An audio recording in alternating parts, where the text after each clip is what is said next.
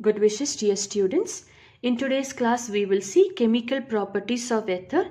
It is as easy as preparations of ether. The first one, nucleophilic substitution reactions of ether. You know that nucleophilic, when we say SN1 and SN2 mechanism, ether undergoes SN2 mechanism. That clue you can remember in the previous class I have told you about it. Now, the reagents can be either hydrogen bromide or a hydrogen iodide. Among the two, hydrogen iodide is more reactive, hence we will consider hydrogen iodide. Ether, you are treating it with a hydrogen iodide. The cleavage, I am talking in terms of a symmetrical ether, whether the cleavage takes place here or it takes place here, both same product only you will be getting.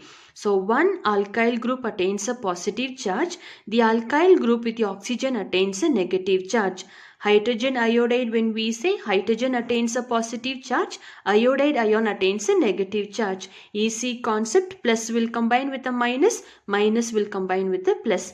The condition is a cold condition. What we get? Two types of functional group products we get, that is R and I getting together, we will get an alkyl halide. RO combining it with a H, we get ROH, which is an alcohol group. So that all you need to remember, ether when you treat with one molecule of hydrogen iodide, in cold condition, two types of byproducts are formed. One is an alkyl halide, the other one is an alcohol. Let's take a practical example. There are two examples I'll show you. One in case of symmetrical ether, the other one in case of unsymmetrical ether. Now symmetrical ether, CH3OCH3. The same concept as you learnt in the previous thing, that is SN2 mechanism. When we say leaving out and incoming should be shown simultaneously. Oxygen has got a lone pair of electron, H plus and I minus. This lone pair of electron will share it with a H plus. As a result, OH bond will be there. So CH3O, CH3 as it is. Additionally, OH bond is being formed there. As a result of sharing of electron, this oxygen attains a positive charge. SN2 mechanism, I told you, going out and incoming should be shown simultaneously. Now what is a nucleophile in this case? Hydrogen iodide, when you say hydrogen is combining with the oxygen giving us a OH bond. Iodide acts as a nucleophile. Since both are symmetrical, iodide either can go to this group or to this group. I am considering iodide ion is going to this group. As a result, this OH bond will be breaking in here. So CH3OH, that is alcohol group. CH3 combining here, you get an alkyl halide group. Am I making the concepts clear?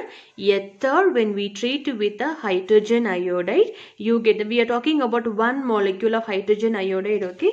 Because the next question I'll be showing you with the two molecules of hydrogen iodide or excess of hydrogen iodide, they'll be giving in terms of exam. So when we treat with one molecule of hydrogen iodide, two functional group products are being formed. One is an alkyl halide, the other one is an alcohol. This is in case of symmetrical ether. Let's consider unsymmetrical ether category. I have taken methoxyethane, that is CH3, all methyl group on one side, ethyl group on the other side. Here also treating it with a hydrogen iodide, one molecule of hydrogen iodide. Lone pair of electron sharing it with a H plus, so OH bond will be formed. As a result of sharing of electron, this oxygen will attain a positive charge. The I minus is a nucleophile. Nucleophile means they are nucleus loving, meaning negatively charged group here.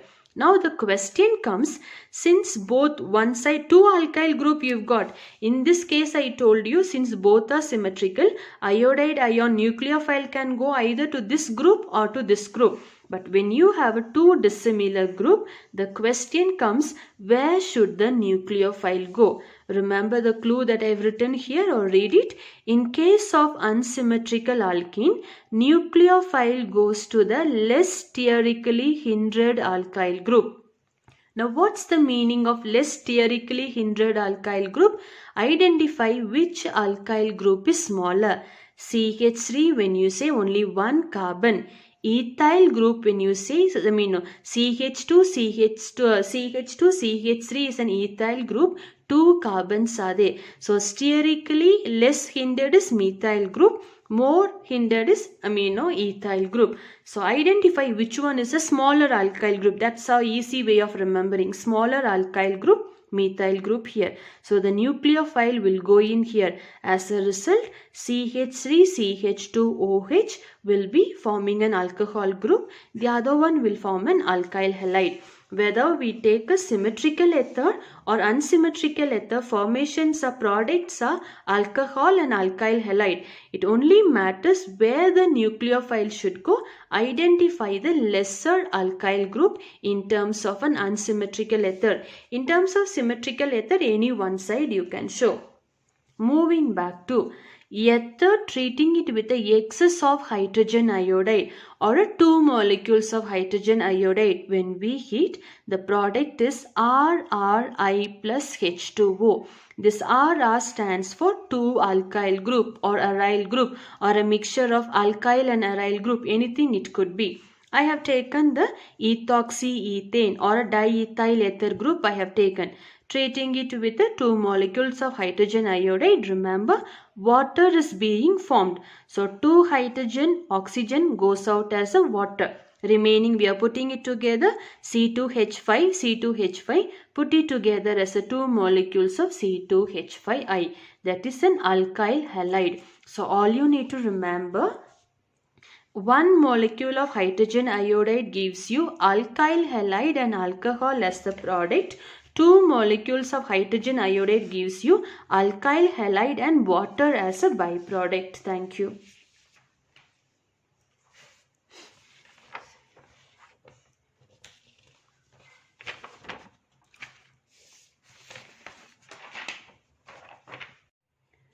Good wishes, dear students. One more chemical properties under ether, that is auto-oxidation of ether. The definition along with the reaction is a very important one, but a so easy question.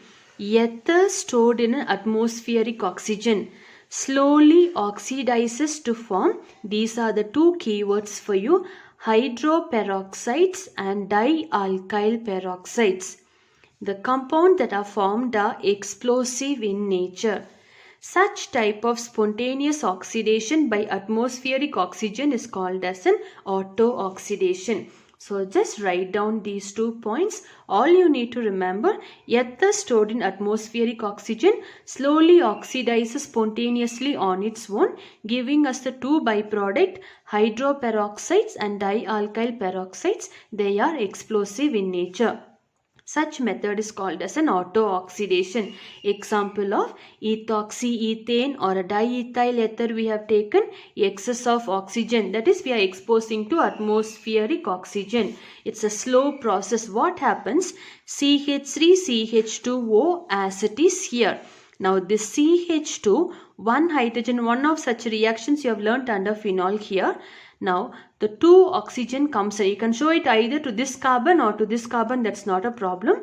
So this carbon, in this case I am showing you from here, 2 oxygen also comes in here. So CH2 becomes CHOOH. The 2 oxygen comes in here, the hydrogen goes up bonding it with an oxygen. So this is called as an hydroperoxide. The name of it 1-ethoxyethyl hydroperoxide. Now further it gives us one more product, dialkyl peroxide. After some time further when it oxidizes, what happens? CH3CH2. The 3 oxygens are there. They become like, after the losing of this one, 2 oxygen and a hydrogen comes back to the thing. So CH2CH3. Now this is called as a dialkyl peroxide. 2 oxygens are there. Dialkyl, because we have written here dialkyl peroxide, ethyl group here and ethyl group here. Only so much in terms of auto-oxidation of ether. Show the formation of an hydroperoxide. When you say hydroperoxide, hydrogen bonded to 2 oxygen you need to show. Hence we are shifting it gets shifted 1 hydrogen from here to the top. Dialkyl, when you say 2 oxygen on either side an alkyl group. Thank you.